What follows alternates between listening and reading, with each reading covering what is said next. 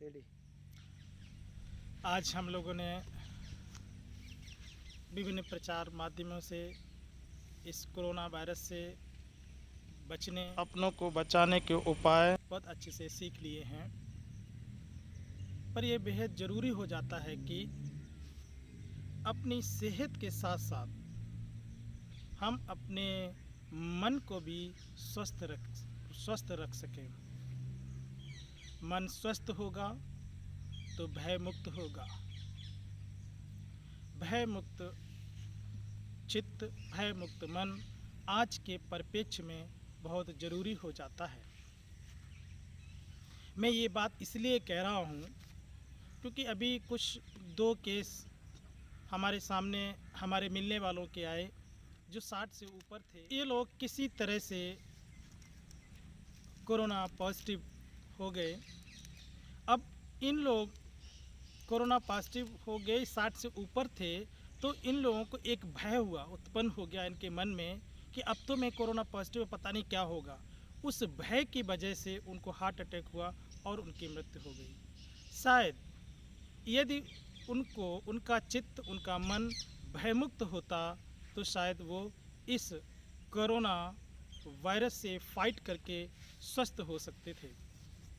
इसलिए इस वायरस से बचने के उपायों के साथ साथ अपने चित्त को स्वस्थ और भयमुक्त रखना ये भी बहुत ज़रूरी और आवश्यक हो जाता है। इसके लिए मुझे बहुत कुछ नहीं करना है, केवल अपनी दैनिक आदतों, अपने दैनिक जीवन में कुछ बदलाव करने हैं। सबसे पहले तो मुझे ये सुनिश्चित करना है कि जब हम प्रातःकाल उठते हैं तो कम से कम 1 से 2 घंटे अपने मोबाइल फ़ोन से दूर रहें, क्योंकि मोबाइल जैसे ही उठते हैं अपने फ़ोन को देखते हैं तो दुनिया भर की बातें वो फ़ोन में देखते हैं और वही मेरे चित्त में भर जाती हैं। उन नेगेटिव बातों की वजह से मेरा चित्त दूषित होने लगता है, जिसमें राग से, द्वेष से, क्रोध से इत्यादि से दूषित होता है। और जब मेरा चित्त दूषित होता है तो चित्त स्वस्थ नहीं होगा, तो भय मुक्त नहीं होगा। के प्रथम भगवान बुद्ध ने गाथा में ही कहा है कि यदि कोई व्यक्ति दूषित चित्त के साथ, दूषित मन के साथ कुछ बोलता है, कुछ करता है, तो उससे उत्पन्न दुख उसका जीवन पर्यंत उसका पीछा करता है। इसलिए ये सुनिश्चित कर लें कि जैसे ही हम प्रातःकाल उठेंगे तो सबसे पहले अपने अपने फ़ोन से दूर रहेंगे। इसके साथ जैसे हम उठते हैं तो हम भगवान बुद्ध के मैत्री, करुणा, मुदिता, दया जैसे गुणों का स्मरण कर सकते हैं।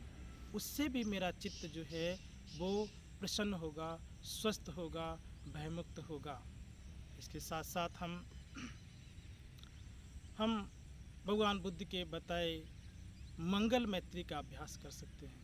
मंगल मैत्री का अभ्यास करने से भी चित्त विकारों से मुक्त होता है, और जब चित्त विकारों से मुक्त होता है तो हमारा चित्त जो है स्वस्थ होता है, निर्मल होता है। और चित्त स्वस्थ और निर्मल होता है तो वह सुख युक्त होता है और भय युक्त होता है।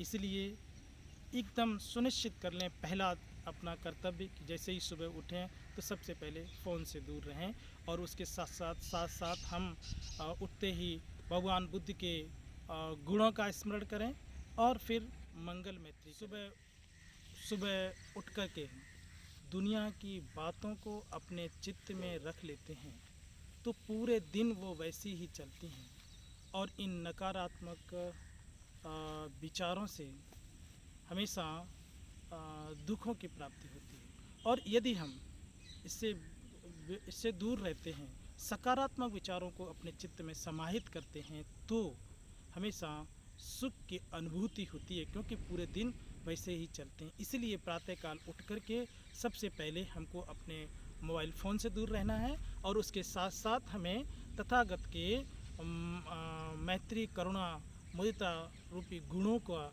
स्मरण करना है। और उसके बाद थोड़ी देर के लिए ही सही हमें मैत्री भावना करनी है। हमारे चित्त को परिशुद्ध रखने के लिए, निर्मल रखने के लिए, भय मुक्त रखने के लिए मैत्री भाव आवश्यक है। सबसे पहले हमको अपने स्वयं के लिए मंगलमय, जिसमें मैं कह सकता हूँ कि मैं सुखी हूँ, मैं दीर्घायु हूँ, मैं निरोगी हूँ, मैं भयमुक्त हूँ, इस तरह से, और इस संसार जो दुख चक्र से इससे शीघ्र मुक्त हूँ, ये अपने लिए मंगल मैत्री करें। उसके बाद हमारे जो भी प्रियजन हैं उन लोगों के लिए इसी प्रकार से मंगल मैत्री करें। ये लोग भी सुखी हों, निरोगी हों, दीर्घायु हों, भयमुक्त हों, और साथ साथ ये है जो महामारी है इससे भी ये दूर रहें, मुक्त रहें। ये अपने प्रियजनों के लिए करना चाहिए। उसके बाद अपने आचार्यों के लिए मंगल मैत्री करनी चाहिए। उसके बाद कोई भी किसी भी ऐसे अजनबी व्यक्ति को हम चूज़ कर सकते हैं जिसको मैंने पूरे दिन में कहीं न कहीं, कभी न कभी देखा है, पर हमारा उससे कोई संबंध नहीं है। ऐसे व्यक्ति के लिए मंगल मैत्री करना चाहिए। उसके बाद जो जीवन में कोई भी बैरी है, जिसे हम अपना बैरी मानते हैं, जिसको मुझे देखना, जिसको मैं पसंद नहीं करता हूँ, ऐसे व्यक्ति के प्रति भी, के लिए भी मंगल मैत्री करना चाहिए। वह व्यक्ति सुखी हो, दीर्घायु हो, निरोगी हो, भयमुक्त हो, और इस भयंकर महामारी से मुक्त हो, ये महामारी उसके नज़दीक तक न आने पाए, ऐसे अपने बैरी के प्रति करना चाहिए। इसके बाद संसार के जितने भी सत्व हैं, जितने भी प्राणी हैं, इन सब के लिए मंगल मैत्री करनी चाहिए। तो ये हमारे जीवन के लिए बहुत उपयोगी हो जाता है। इसके साथ साथ जो हमें तीसरी आदत अपनी बदलनी है वो ये, जैसे ही मंगल मैत्री करने के पश्चात हमको ये दूसरों के प्रति कृतज्ञता ज्ञापित करनी चाहिए। इस संसार में बहुत सारे ऐसे लोग हैं जिनका उपकार हमारे जीवन में है, ऐसे लोगों के प्रति कृतज्ञता व्यक्त करनी चाहिए।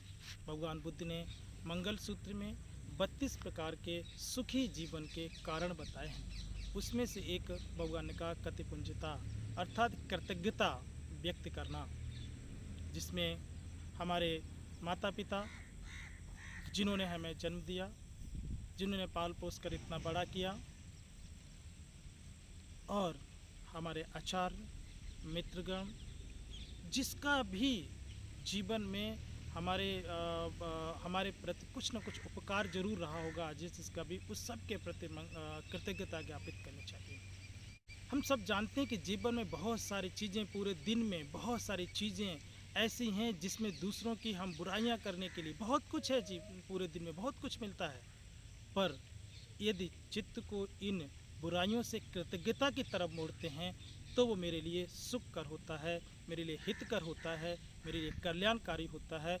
और यह बुराइयों से कृतज्ञता की तरफ मोड़ा गया चित्त हमेशा भयमुक्त जीवन, भयमुक्त चित्त निर्मित करता है। इस प्रकार से हम अपने चित्त को भयमुक्त रखते हुए इस महामारी से अच्छे से लड़ सकते हैं और अपने आप को स्वस्थ रख सकते हैं। तो जैसा मैंने कहा कि ज़्यादा कुछ नहीं कर सकते हैं, तो तीन आदतों को मुझे बदलना बहुत ज़रूरी है। पहला, सुबह उठते ही हम अपने मोबाइल फ़ोन से बहुत दूर रहें, और तत्पश्चात भगवान बुद्ध के करुणामयी गुणों का स्मरण करें। उसके बाद हम मंगल मैत्री का अभ्यास करें, और तत्पश्चात हम दूसरों के प्रति कृतज्ञता ज्ञापित करें। इन 3 चीज़ों का अभ्यास हमारे दैनिक जीवन में बहुत ही आवश्यक है, नितांत आवश्यक है। हम सभी लोग इन चीज़ों का अभ्यास करते हुए अपने चित्त को भयमुक्त रखते हुए इस भयंकर महामारी से लड़ सकते हैं, इससे बच सकते हैं। अंत में आप सबको, साथ साथ संसार के जितने भी प्राणी हैं सबके सुखी जीवन की, कल्याणकारी जीवन की मंगल कामनाएं।